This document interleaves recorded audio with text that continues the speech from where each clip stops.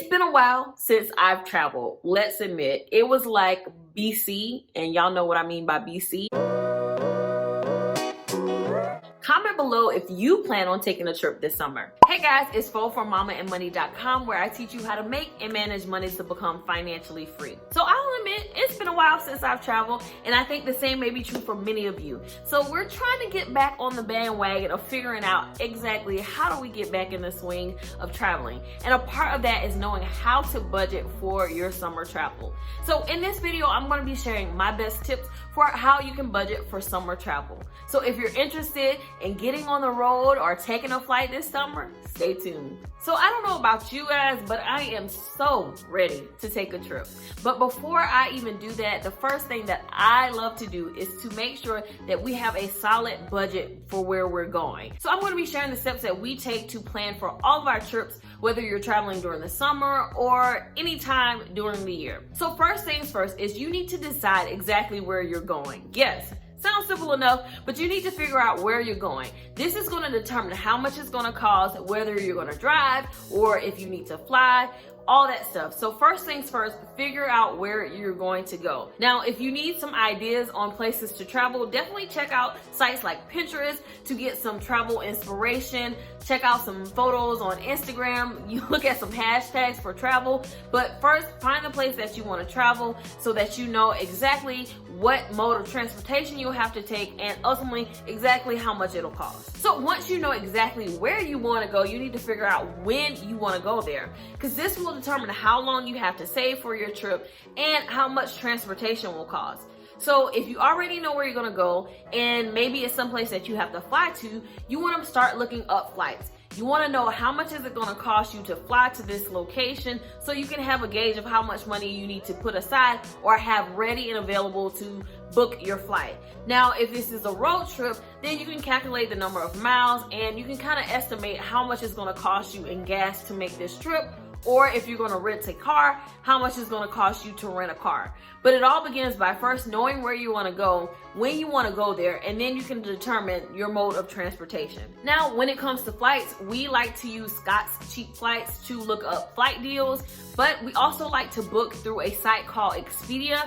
And the reason that I use Expedia is because you're able to use points and because you can get cash back using Rakuten. So when it comes to booking our flights, when it comes to booking our hotels, and even our excursions, we like to use Expedia so that we can get points that can be used towards hotel stays or even flights.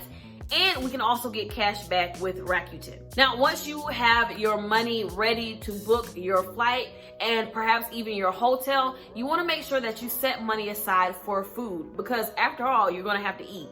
When you're setting money aside for food, you want to make sure that you include the food for your travel days.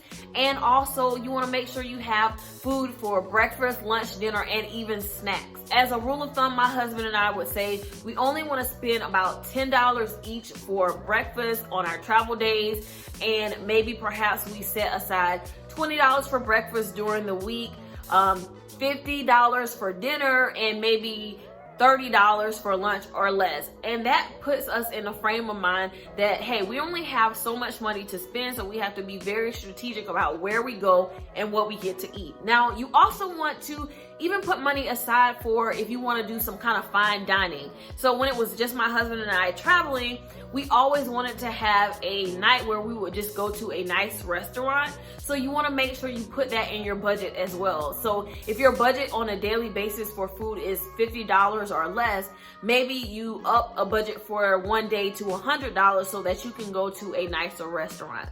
So you want to keep all of that in mind as you're planning out your trip. You have to set aside money for meals. The next thing that you want to plan for are clothes. Yes, if you're going somewhere that's in a totally different season, or maybe you're going somewhere tropical, you want to make sure you have the right clothes for the climate. So that may mean that you need to pick up a few items before you go on your trip. Just make sure you have that in your budget for things that you need to pay for. Now that you know where you're going, you need to think about what you want to do when you get there. So this means thinking about the excursions that you want to do. For instance, maybe you want to go on a wine tasting, or maybe you want to go on some RV trip or something, or maybe you want to go snorkeling. It just depends on where you're at. But all of that stuff costs money.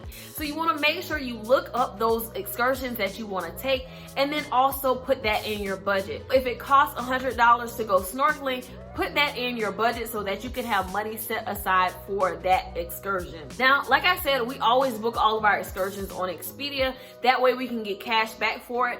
But also it allows you to book those things in advance.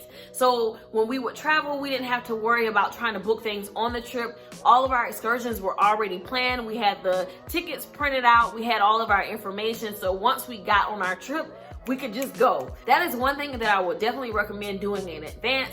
Booking those excursions so that you don't have to worry about it later. Another thing that you want to consider in your budget for traveling is gifts. You want to make sure that you have money set aside for gifts. So every time I go traveling, I like to get a souvenir for my family. I like to buy my sister a spoon, and I like to buy like my mom a keychain or something. So I always like to have some kind of token that I bring back for my family who didn't necessarily get to go on that trip.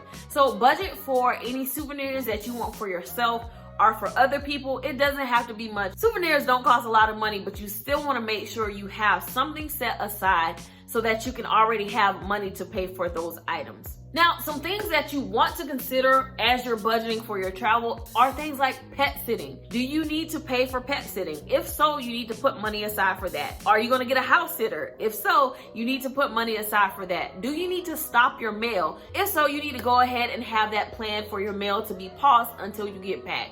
These are all things that you need to think about as you're preparing for your trip, but also things that you may need to put money aside for. It should be included in your travel budget. Now, when it comes to traveling, we have a travel banking account, and I actually talk about this in my 8 bank accounts video. We like to have a sinking fund that we fund every pay period so that when it is time to travel, we have the money available. So if we need to book a flight to get the lowest deal like ASAP, we already have money set aside to do that, and everything else we can save for over time. So this is why it's very important to know where you're going and also to know when you're going so you can have a plan for how much money you need to save each week or each month or each pay period in order to cash flow that trip. Now, I'm all about traveling debt-free, which is why I'm telling you guys all of these tips so that you can plan in advance and not have to put massive amounts of money on a credit card that you'll have to pay off later. If you do all of these things in advance, you can definitely cash flow your summer travel and any other travel. So I hope that these tips were helpful. Comment below and let me know what your dream vacation is. Where do you want to travel? All right, guys, I'll talk to you in my next video. Bye.